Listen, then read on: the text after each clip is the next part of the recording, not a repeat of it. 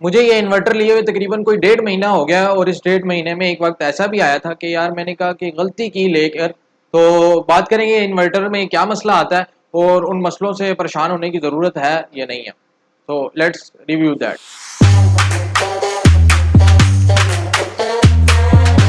जिन दुकान वालों से लिया था कि वो मतलब जो आपकी ट्रैवलिंग कॉस्ट आ रही है तो आपको वैल्यू फॉर मनी नहीं मिल रही। अच्छा, इससे पहले वाली वीडियो में मैंने जो इन्वर्टर है उसकी सिर्फ आप कह सकते हैं टेक्नोलॉजी पर बात की है, या जो उसके फीचर्स हैं सिर्फ उस पर बात की है, उनके बेनिफिट्स पर बात की है।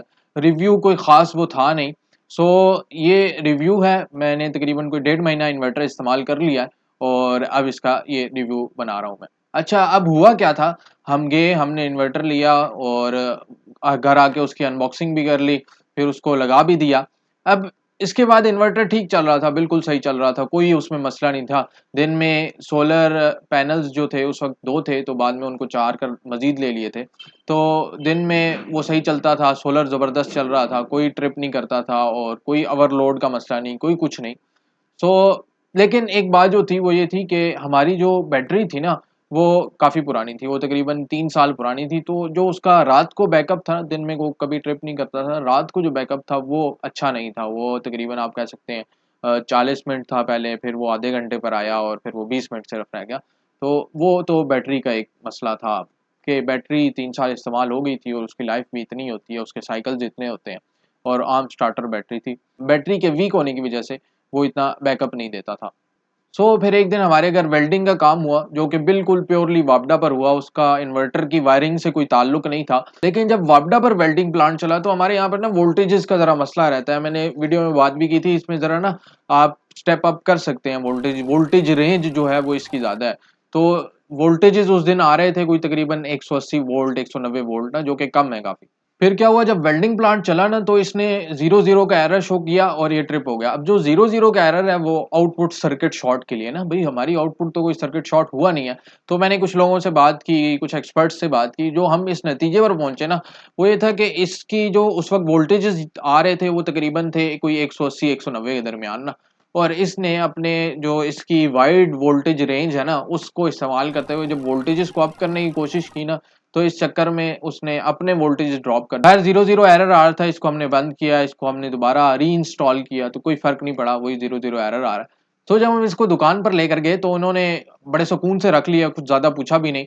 तो और उन्होंने कहा भाई इसमें इशू आते रहते हैं, कोई इतना परेशान होने की बात नहीं है, और हमारे पास अभी 3 और भी पड़े हुए हैं ना आने के लिए। तो भाई ये तो एक सही बात नहीं थी कि भाई इसमें इशू आते रहते हैं। जब मैंने वीडियो पोस्ट की ना तो मेरे दोस्त ने मुझे इंस्टाग्राम पर कमेंट किया कि भाई यार ये जो होम एज के इन्वर्टर है ना, इनमें हमारे पास क्या कहते हैं फॉल्ट्स आते रहते हैं, इनमें कोड लग जाता है, ये बड़े सेंसिटिव हैं। तो उनकी शॉप भी है, वो ये काम करते भी रहते हैं, तो अभी जाएंगे उनके पास और उनकी राय लेंगे भाई यार ये जो होम एज के इन्वर्टर है स्पेसिफिकली HVS 1214 जो है उसमें क्यों ऐसा मसला आता है, और इसको लिया जाए फिर या ना लिया जाए। अस्सलाम वालेकुम।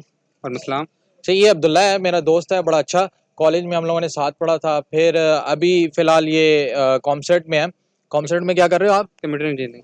ये कॉमसेट में कंप्यूटर इंजीनियरिंग कर रहा है और मैं इलेक्ट्रिकल इंजीनियरिंग कर रहा हूँ यूटी से। तो मैंने 1 2 हफ्ते पहले एक वीडियो बनाई थी इन्वर्टर के ऊपर, होमेज का जो HVS की सीरीज़ है उनकी 1214। तो उस पर जब मैंने इंस्टाग्राम पे पोस्ट की थी तो इन भाई का कमेंट आया था कि ये जो इन्वर्टर है ये बहुत ज़्यादा सेंसिटिव है और इसमें ना मसले आते रहते हैं, ऐसा ही है? ऐसे ही है, बिल्कुल ऐसे। तो आपने कितने एक सेल किए इन्वर्टर? मैंने तकरीबन 30 से 40। 30 से 40 होम एज के? जी। सही हो गया। और उनमें से अगर हम एस्टिमेट करेंगे भाई कितने में प्रॉब्लम आया तो कितने में आया होगा? तकरीबन 10 से 12 में आया है 10 से प्रॉब्लम। 12 में आया। और प्रॉब्लम क्या था? प्रॉब्लम इसमें ये आता है कि इसमें आप या तो ज़्यादा लोड डालते हैं या उसमें आप समझ लें कि इसकी 60% 70% लोड वैल्यू क्रॉस करते हैं, तो इसमें इसका जो फॉल्ट वाला जो इसकी लाइट है ना, रेड लाइट, वो उसमें ऑन हो जाती है सही हो गया। और बेसिकली। वो ऊपर जो एरर आ रहा होता है वो क्या होता है? एरर जो आ रहा होता है वो मैंने बताया कि उसमें उसकी जो उसमें कोई ऐसा मैन्युफैक्चरिंग फॉल्ट आ गया है, या इसमें पता नहीं उन्होंने इसमें जो आईसी है वो उसमें बहुत लो क्वालिटी की लगा दी है कि वो जब आप इसमें कुछ 60% 70% लोड इसमें आप क्रॉस करते हैं तो वो मतलब ख़राब हो जाती है, इसकी मतलब एफिटियाँ हमारा भी आगे शॉर्ट हो जाती हैं। सही। और मतलब मतलब इन शॉर्ट इसमें उसका जो सर्किट में आपकी प्रॉब्लम आती है। अच्छा, वैसे जो मेरे मेरे जो इन्वर्टर था ना, उसमें आउटपुट सर्किट शॉर्ट का आया था इशू। आउटपुट सर्किट शॉर्ट मतलब आपने जो आउटपुट की दोनों तारें हैं ना, उनको जोड़ दिया आपस में, हालांकि ऐसा हुआ कुछ ऐसा नहीं हुआ था। कुछ नहीं होता। हाँ, ऐसा हुआ कुछ नहीं था। उससे पहले जो क्या हुआ था, वो वेल्डिंग हुई थी थोड़ी सी, ठीक है, और हालांकि वो बिल्कुल वापडा पर हुई थी, फिर भी उसने ये इशू दे दिया था हमारे पास, और वो फिर उसके बाद चल नहीं रहा था। ऐसा कोई इशू आया मेरे जैसा जो इशू था इससे पहले या नहीं? ऐसे ही इशू आता है, और वो मतलब जो क्या नाम है बायर होता है, जिसने मतलब उसको सेल किया होता है, वो बहुत तारीफें करके पहले तो हाँ, वो कोशिश करते हैं कस्टमर के ऊपर डालने। जैसे आपने बताया वेल्डिंग का, तो कहते हैं हाँ। आपकी वेल्डिंग में से चल गया, या और कोई होता है। अच्छा, या अच्छा। जिस तरह आप, मैं शॉप का नाम नहीं लूंगा, आप शॉप पे गए थे तो उन्होंने कहा था कि 3-4 पीस आए हुए हैं। हालांकि उसी दिन की मेरे पास रिपोर्ट है कि उनके पास 10 से 15 पीस आए हुए थे रिटर्न। रिटर्न में? हाँ, रिटर्न रिपेयर के लिए? रिपेयर के लिए। मैं एक और चीज़ मैं मतलब मैं ऐड करूंगा, क्रिटिसाइज करूंगा उमेश को, कि ये मतलब डब्बे पे इन्होंने लिखा हुआ है 1 ईयर वारंटी, और उसके अंदर जो आप जब खोलते हैं वारंटी कार्ड, तो उसमें ओनली 3 मंथ्स है। ये तो मतलब नहीं टोटल यार, ऐसा तो नहीं है। टोटल टोटल ये एक मतलब हिपोक्रेसी है। ये मतलब आपको एक बिल्कुल अंधेरे में रखे, हॉक्स पूरा इन्होंने बिल्डअप किया हुआ है कि मतलब इनको अपनी प्रोडक्ट पे खुद इतना बिलीव नहीं है कि वो 3 मंथ्स भी वो कर लेगी, क्या नाम, सर्वाइव कर लेगी। नहीं, मेरे मेरे तो जो डब्बा है उसमें 1 साल की वारंटी डब्बे है के यार। ऊपर लिखा हुआ है, नहीं लेकिन नहीं, होमएज के जो अंदर कागज भी है उसके ऊपर भी। मैंने तो बेचे हैं यार इतने सारे, तो उसमें तो यार अच्छा अच्छा, होमएज का कौन सा था? पीडब्ल्यूएम वाला इन्वर्टर था या एमपीपीटी वाला था? एमपीपीटी वाला था, ये वर्टेक्स। वर्टेक्स जी 1214 ही था? जी। यार अच्छा, पता नहीं ऐसे क्यों है। ये मैं आपको कंफर्म रिपोर्ट बता रहा हूँ। कंफर्म है मतलब जी। ये कुछ कुछ इन्वर्टर्स में ऐसा भी होता है कि 3 महीने की वारंटी होती है, जबकि बाहर 12 की लिखी होती है। कुछ में नहीं, जितने आए हैं मेरे पास उसमें तो सारों में ऐसे ही था? सब में ऐसी था। इवन के जो जिस डीलर से मैं वहाँ पे उठाता हूँ पिंडी में, उसने हाँ। भी मुझे यही कहा था कि मैं 3 महीने से ऊपर आपने एंटरटेन नहीं करना ना, क्योंकि आपको आपके आगे कंपनी नहीं एंटरटेन करेगी।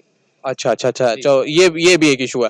खैर ये ये मेरे वाले में तो नहीं था अच्छा, फिलहाल, ये था उसमें। मैं इसको दोबारा चेक भी कर लूंगा, और पुराने यहाँ पे लॉट एक होगी या पिक्चर कुछ और थी। पिक्चर पिक्चर भी डाल दूंगा कि भाई उसमें 1 साल की सही वारंटी का था जिक्र, ये नहीं था। सही। और वैसे हालांकि डब्बे पे और दूसरी बात जो आपने की थी वो ये थी कि भाई ओवरलोड की वजह से हो जाता है, तो ओवरलोड पर हम कंपनी को ब्लेम तो नहीं करेंगे ना? ओवरलोड नहीं होता। अब एक गाड़ी की जो सीसी है, हाँ हाँ। क्यूबिक सेंटीमीटर, वो मतलब एक अलग टॉपिक हो जाएगा, लेकिन वो अब उसका 1000 सीसी है, तो उसको चाहिए कि वो मिनिमम आपको 700-800 सीसी दे। ठीक लेकिन होगा। लेकिन जब आप गाड़ी को 600 सीसी की पावर पे यूज कर रहे हो, तो वो उसका इंजन ओल्ड है, अच्छा तो आपको वैल्यू फॉर मनी नहीं मिल रही। अच्छा, जब रिपेयर होकर आते हैं 10 दिन बाद 7 दिन हम्म। बाद, तो उसके बाद क्या ये इशू आता है दोबारा या नहीं? मैंने अभी तक एक्सपीरियंस नहीं किया नहीं दोबारा है। इशू आते हुए। मतलब ये कि जब कंपनी से रिपेयर होकर इन्वर्टर आ जाते हैं तो उसके बाद उसमें कोई इशू नहीं आता, ऐसा ही है? जी, ऐसा ही है। ऐसा ही है। मतलब उनको ये समझ आ गई है कि इसमें कोई मैन्युफैक्चरिंग फॉल्ट है, तो अब इनको असूली तौर पे ये करना चाहिए कि अगर किसी कार में भी कोई फॉल्ट निकल आता है, कुछ किसी मोबाइल में निकल आता है, तो वो तमाम सिस्टम उनको चाहिए पहले कॉल करें अच्छा, सर्विस के लिए। ठीक होगा। तो उनको जब खराबी समझ आ गई, उसमें पहुंच गए, तो उनको कॉल करें। वो कॉल नहीं करते, बल्कि कस्टमर को तकलीफ देते हैं, और उनको फ्री ऑफ कॉस्ट चाहिए, जबकि कस्टमर को वो आने जाने का खर्चा देना पड़ता है। वो नहीं, कॉस्ट मैंने कस्टमर तो नहीं दिया।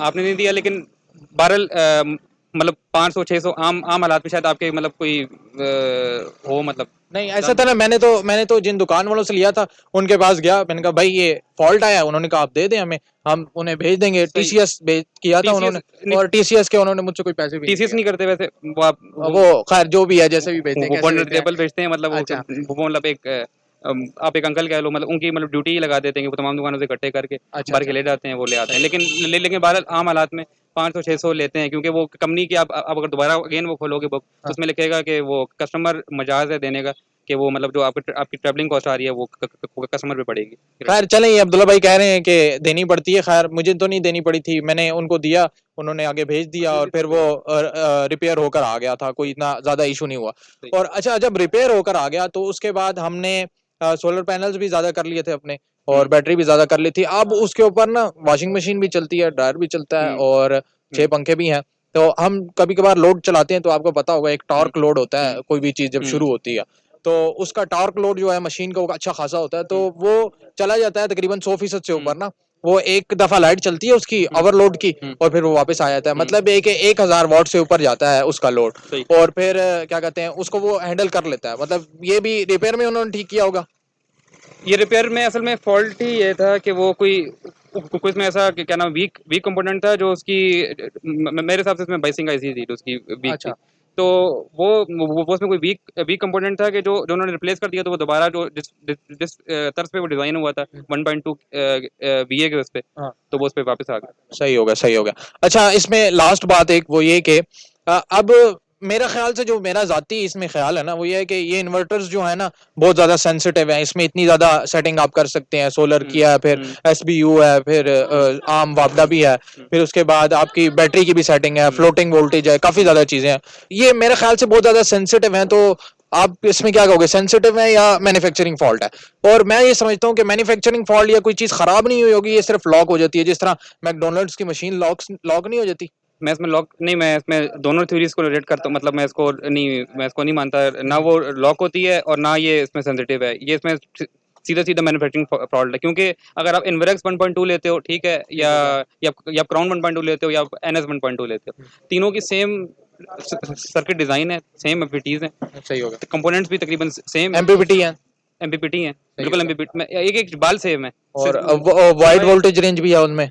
बिल्कुल सब कुछ है। सही और होगा। सिवाय उनके उसमें क्या नाम है, कलर टेक्सचर एंड मार्किंग है, सही होगा। उसमें मतलब ये एक कंपनी बनाती है। जैसे अब आप देखोगे कि क्राउन है, इन्वरेक्स है, टेस्ला है, तो ये तमाम अपने जो यूपीएस हैं, ये वोल्ट्रॉनिक से बनाती हैं। सही होगा। वोल्ट्रॉनिक इनकी पेरेंट कंपनी है। अब ठीक हो गया, ठीक जैसे होगा। ट्रॉन का होता है पीडब्ल्यूएम, तो ट्रॉन की पेरेंट कंपनी थी होमेज की, वो उसको बना के आगे वो सेल कर रहा था। अब ट्रॉन की मैंने होमेज की मार्केटिंग के बगैर बेचे, तो वो मैंने 16,000 का भी बेचा है। अच्छा अच्छा। और जिन्होंने होमेज की मार्किंग के साथ बेचे हैं, उन्होंने 20,000 का बेचा है। अच्छा, मैंने जो होमेज का इन्वर्टर लिया था ना वो सिर्फ इसी वजह से लिया था कि उसकी ब्रांडिंग थी ना, उसका नाम था। मैं ये समझ रहा था भाई होमेज है, इतनी बड़ी कंपनी है, इतनी ज्यादा चीजें बनाती है, उसमें फॉल्ट नहीं आएगा, लेकिन आ गया खैर वो।